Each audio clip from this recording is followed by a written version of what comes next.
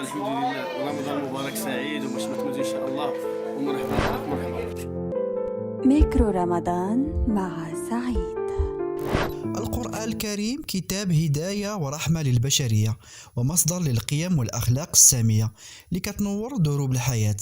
وفي إطار تعزيز الارتباط بالكتاب العزيز، شهد مركز التوثيق والأنشطة الثقافية التابع للمندوبية الجهوية للشؤون الإسلامية بمدينة مراكش تنظيم مسابقة مباركة لحفظ وتجويد القرآن الكريم خلال هذا الشهر الفضيل، وهو الشهر الذي أنزل فيه القرآن هدى للناس وبينات من الهدى والفرقان.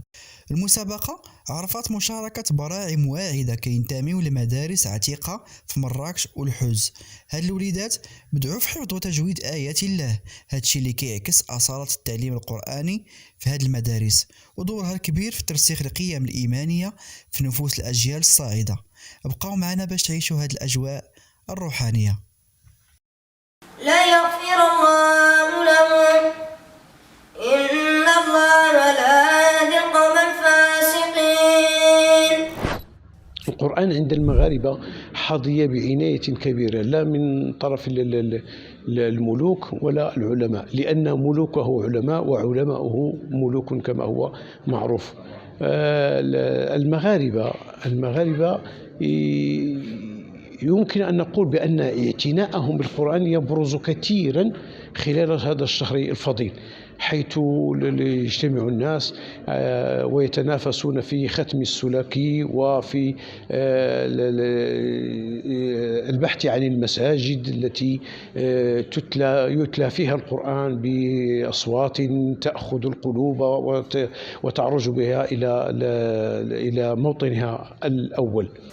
لتحكم بين الناس بما أراك الله ولا تكن للخائنين خصيما واستغفر الله إن الله كان غفورا رحيما. بسم الله الرحمن الرحيم. نحن اليوم نتواجد بالمركب الثقافي الإداري التابع لمندوبية الجهوية لمراكش.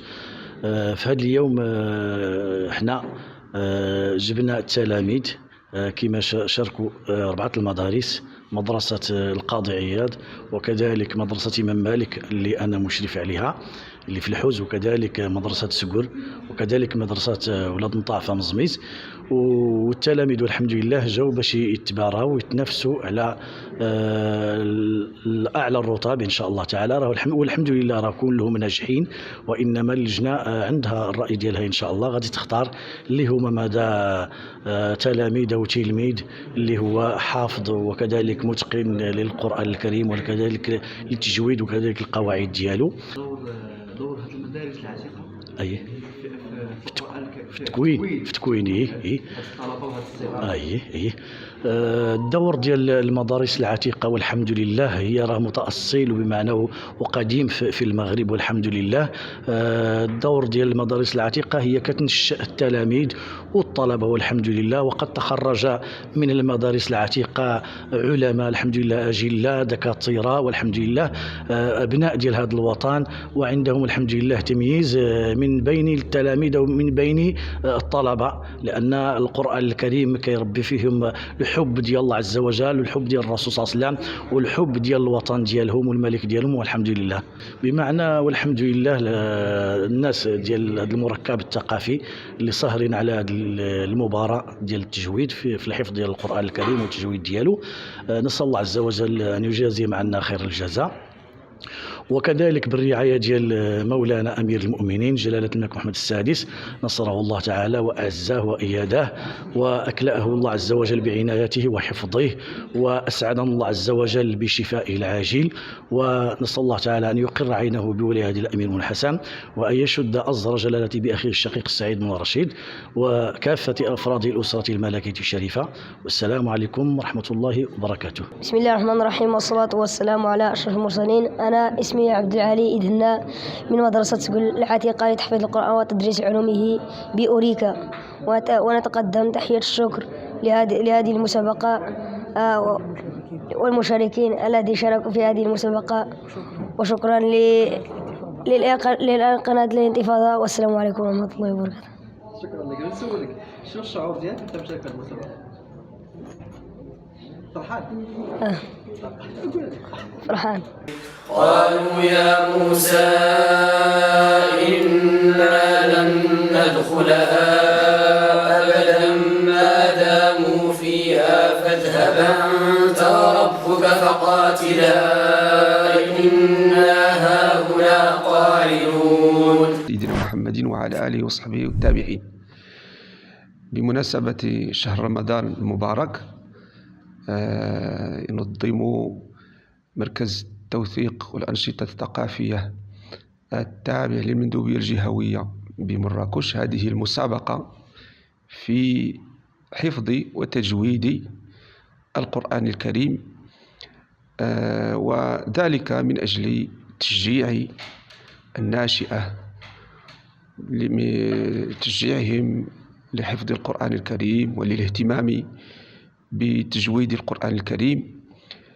وتعتبر هذه المسابقات من الأنشطة التي تكثر أو يكثر القيام بها في هذا الشهر المبارك من طرف مختلف الفعاليات، لا سيما المجالس العلمية ولا سيما المراكز التابعة لوزارة الأوقاف والشؤون الإسلامية. الهدف منها طبعا هو كما قلت أن نشجع الأطفال، وهي لا تقتصر فقط على توجه هذه المسابقات على الأطفال، ولكن أيضا تشمل فئات متعددة من النساء ومن أبناء التعليم العتيق وأبناء المدارس. فالحمد لله يعني هذا معروف على المغرب اهتمامه بالقرآن الكريم، فنسأل الله عز وجل أن يتقبل هذا العمل وأن يجعله خالصا لوجهه الكريم، وأن يجعله في صحائف مولانا أمير المؤمنين محمد السادس نصره الله تعالى وحفظه. الحمد لله رب العالمين. بسم الله الرحمن الرحيم، وصلى الله وسلم على سيدنا محمد وعلى آله وصحبه وسلم تسليما، وبعد. نتوجه بتحية شكر خالصة أمثل فيها مدرسة سقل العتيقة لتحفيظ القرآن الكريم وتدريس علومه، باعتباري من أطر هذه المدرسة. جئنا اليوم لنشارك في هذه المسابقة القرآنية الربانية التي نظمها مركز التوثيق والأنشطة التابع للمندوبية الجهوية للشؤون الأوقاف والشؤون الإسلامية بمراكش. هذه المسابقة التي تحفز طلبة العلم الشرعي على التنافس في حفظ وتجويد كتاب الله عز وجل. شكر الله لجميع القائمين على هذه المسابقة كل خير، والشكر كذلك لقناة الانتفاضة على هذا التقطير وعلى هذه المشاركة في التحفيز وفي تنوير الرأي العام، تعريفا بجهود مملكتنا المغربية حرصها الله عز وجل في العناية بكتاب الله عز وجل، وعلى رأس ذلك عناية جلالة الملك محمد السادس نصر الله وأيده للحق الديني ولحفظة كتاب الله عز وجل، سائلين الله تعالى له الشفاء العاجل آمين. السلام عليكم ورحمة الله تعالى وبركاته. اسمي كامل محمد المنصوري، أتيت من مدرسة إمام مالك لتعليم العتيق، وأنا من المؤهلين لهذه المسابقة الكريمة.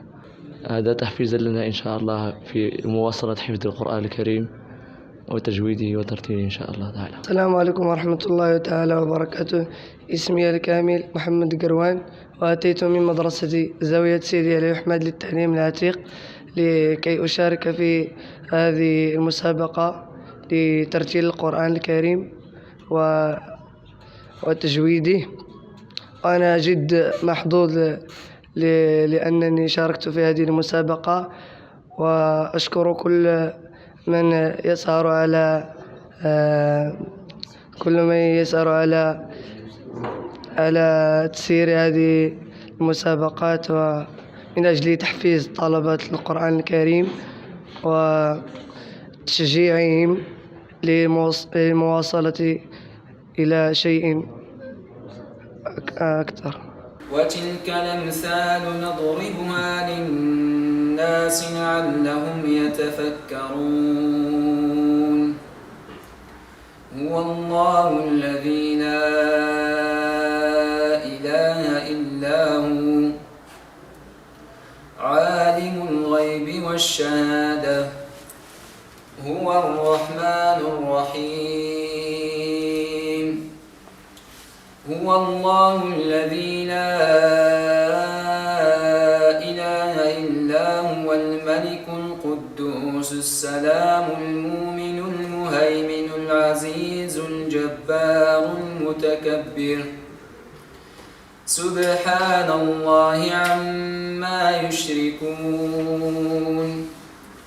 هو الله الخالق البارئ المصور له الأسماء الحسنى يسبح له ما في السماوات والأرض وهو العزيز الحكيم.